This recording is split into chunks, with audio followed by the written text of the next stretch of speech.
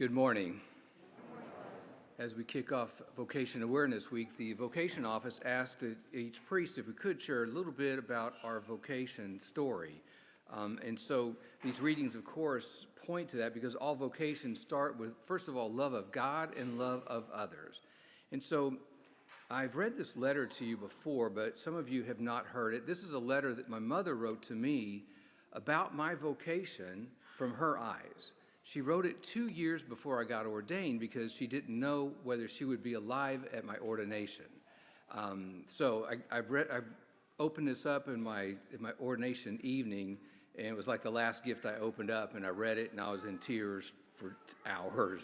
So anyway, I'll share this with you just to let you know kind of a little bit about my vocation. Dear Michael, when you were born, still attached to me by the umbilical cord, the doctor held you up so I could see you. At that moment, you reminded me of your cousin Herman J. Forgy III. That was my first impression, though you have grown up not to look like Herman J. much at all. I was thrilled you had blonde hair. I'd be thrilled to have any hair at this point, just to let you know. You are such a sweet, sweet baby, good and beautiful. Years before, I heard a homily by a priest suggesting parents hope and pray their child will one day become a lawyer, doctor, teacher, and so on. He said, how many parents pray their son will be a priest? He said, it is good to pray our sons will be priests. Sometime after you were born, I thought about what this priest had said. From then on, I started to pray that my Michael would become a Catholic priest. I always thought it would be good to dedicate my son to God and to God's work. The prayers continued until one day when you were about 4 or 5 years old. We were at some kind of an air show on base. I think it was at George Air Force Base, California. It may even have been Salina, Kansas. We were standing there, watching the airplanes take off and land. You were standing in front of me. Suddenly, out of the blue, you turned around to me and said, "You want me to be a priest, don't you?" I was absolutely stunned and answered, "Michael, I want you to be whatever you want to be." At that moment, I decided it was unfair for me to pray you would have a vocation to the priesthood. I decided I was very selfish to have even made you realize my wishful thinking. My motives were not real either, as what I really wanted was for you to always be, even in adulthood, pure and innocent. My prayer changed somewhat in that I prayed you would grow up to be what you chose to become. Even with that change, underneath, there was a recurring thought that someday Michael will be a priest. There was always a compassion and caring that came through in you. I felt these were unique qualities for a boy. Eventually came the teen years. I didn't know if you were lost or if even you would survive those years, or were you being a normal teenage idiot? We all lived through it. I was sure if you did live through the turmoil, you would grow up to be a fine young man of whom we would be extremely proud.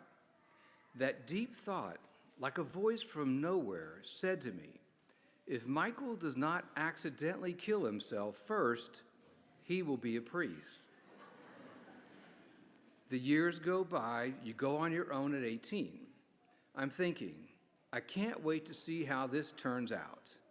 You met a girl at work, and at age 22, decided the two of you would marry. We were all very happy for you. At the wedding, the two of you were standing before the priest, and I said to myself, I guess I was wrong. Michael will not be a priest. Then came that deep thought saying, no, don't be so sure about that. How strange. No one expected or hoped that 1.5 years later, this marriage would end in divorce. It was crushing, like a death of a daughter. This time, God did intervene. He sent a nun to you to invite you to a prayer meeting. This is where your spirit picked up and began to grow. The marriage annulment took nearly a year. During this time, I know there was much sorrow and pain for you, along with growing in spirituality. One evening you called us when we lived in our cabin. You told me you wanted to become a priest. I know I turned stark white with fear and elation. You seemed to be disappointed that I couldn't convey more excitement. I knew the road would be long and hard. Could Michael get through all the studies? I worried too about all the temptations should you be ordained. Then I know the life of a priest can be very lonely and the workload monumental. Could I possibly have known at that time how you have persevered and done so well with the academics at Holy Trinity Seminary? Your father and I are so proud of the way you handled those 4 years. Our joy knew no bounds on your college graduation day. God wants you to work for him. You go to St. Mary's Seminary. Our love and our faith go with you. I will say to you again, please never scandalize the Holy Church by your words or actions in public or in private. That may be the 11th commandment, or mothers can't help sounding like mothers. In all of this, I can see God's sense of humor. My reasons for praying for you to become a priest were not God's reasons. Congratulations, my beautiful son Michael. Close your eyes. My arms are wrapped around you with love. As a priest, may you be all that you can become. Congratulations, love, Mom. Written April 5th, 1995. I was ordained May 1997, and Mom was there. She went on and lived another 8 years from that ordination date. I share this with you because vocations start in the home. That's where they start. And they start with a love of God first and foremost, and then a love of neighbor or a love of others.